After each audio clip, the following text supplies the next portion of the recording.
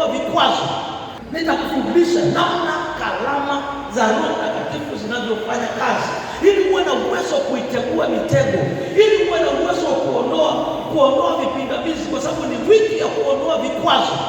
Kuna vikwazo vingine haviwezi kuondoka kama huna maelekezo na Roho Mtakatifu hajakusaidia. Kuna vikwazo vitakuwepo siku zote, lakini ili visiwepo, nitakufundisha namna ambavyo karama za Roho Mtakatifu zinavyofanya kazi.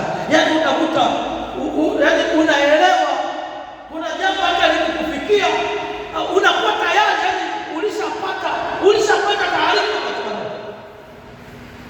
Bwana Yesu asifiwe sana.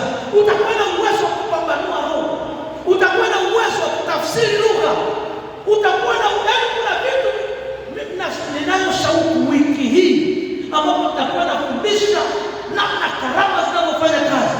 Natamani uwepo ili Jumapili ijayo tunapokwenda kushiriki meza ya Bwana na kuondoa vikwazo, uwe na uelewa mpana juu ya karama za Roho Mtakatifu. Sema amen.